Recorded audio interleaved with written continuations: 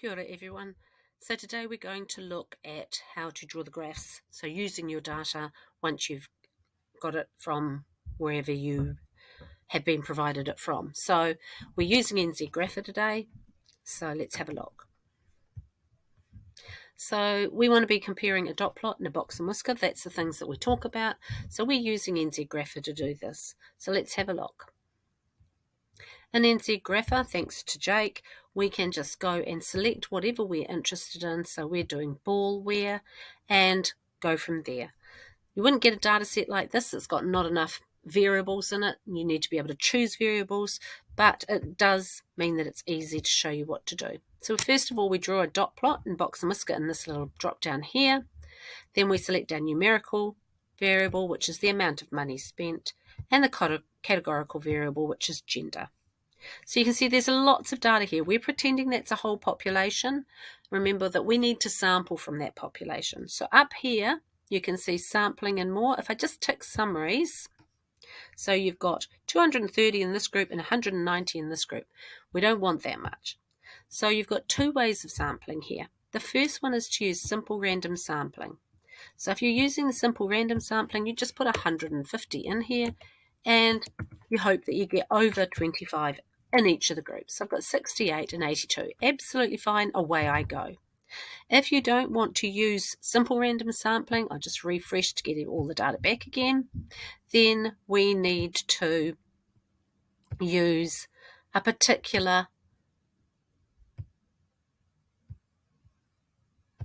the thing we've chosen to be our groups. So I'll go to sampling and more again, and this time we will choose our groups which come from gender.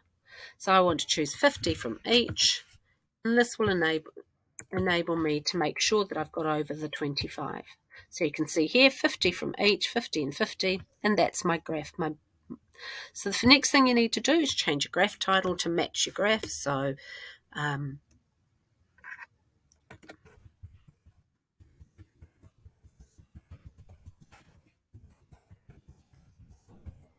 something like that. Always put your units into the x-axis so that you've got that there, and then we're right to go. So if we update the graph now, you will see that we've got the amounts spent to the formal, and we've got amounts in dollars now down the bottom. So we want a high box plot. This just helps to get the box plot off the dots so that we can see what the dots are doing and also see what the box plots are doing. All right, we're going to tidy up the dots. So we stack the dots here. There we go. And make sure we have our summaries ticked. So this is our first graph that we're going to put into our investigation. Now, it's really important that you put all your graphs in at one time. Because you've sampled, you'll never get this sample again. So if you forget to draw one of your graphs, then you'll have to replace the others and rewrite everything you've done. So this is the first graph. The second graph we're going to put in is to discuss the shape. So if we click on the shape outline, it just gives us a bit of an idea where the skew in the graph is. We can also see that by the length of the quartiles. All right, so you can see this one's a little bit bimodal. This one is very much right skewed, and we talk about those later on.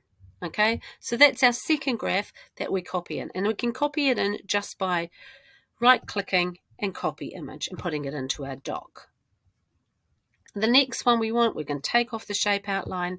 The last one we need for our conclusion. We don't know what it actually does yet because I haven't made the video for that yet. But basically we tick these two down here, informal confidence interval and CI limits. And that gives us this little blue bar with numbers on the end. It's really important that you copy this one in at the same time as you did everything else. Okay? So now you've learned how to draw the three graphs. If you have a look, we have got a doc here.